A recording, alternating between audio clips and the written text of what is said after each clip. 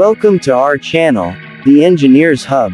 If today is your first time to this channel, please do not forget to hit the subscribe button to stay updated anytime we release a new video. We release new videos every week. Also, do not forget to like, comment and share our videos. Please tell a friend to tell a friend that there is this channel that has all-in-one for all engineers. Now let's dive into it.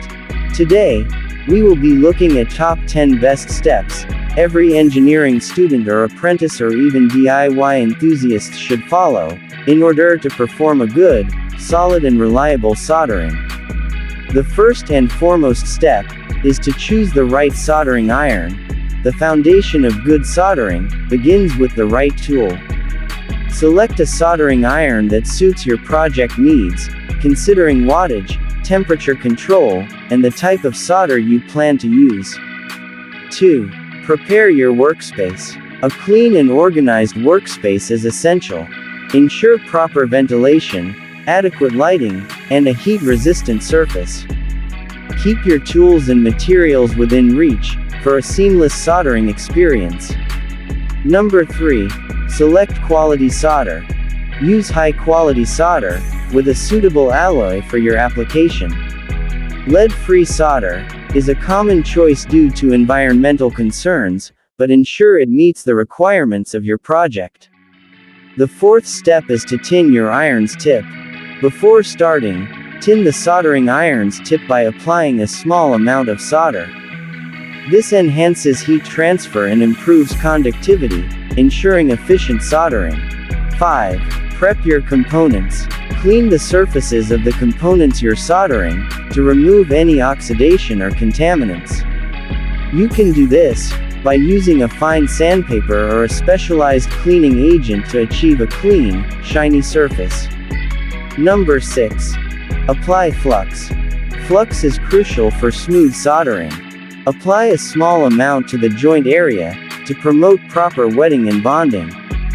Flux helps remove oxides and enhances the flow of solder. The seventh and crucial step is heat, not force. Allow the soldering iron to heat the joint, and then introduce the solder. Avoid forcing the solder onto the joint. The heat should melt the solder, allowing it to flow naturally and create a solid connection. 8. Avoid overheating. Overheating components can lead to damage. Limit the time you apply heat to prevent excessive temperature exposure. If a joint doesn't solder well initially, let it cool before attempting a re-solder. And 9. Inspect your work. Regularly inspect your solder joints for consistency and quality. Ensure there are no cold joints, bridges, or excess solder. A magnifying glass can be helpful for a detailed examination. The 10th and final step is practice and patience. Soldering is a skill that improves with practice. Be patient, take your time, and don't hesitate to desolder and retry if needed.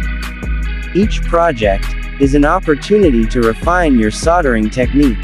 I know you have really followed the steps discussed in the video, but the last thing I would like to add up is mastering the art of soldering requires attention to detail, practice, and the right approach. By following these 10 steps, you'll enhance the reliability and durability of your soldered joints, setting the stage for successful electronic projects. But if you still do not understand something discussed in the video, please do not hesitate to let us know in the comments section. Thanks for watching. Please do not forget to subscribe to our channel to stay updated anytime we release a new video. Bye for now, see you in the next video.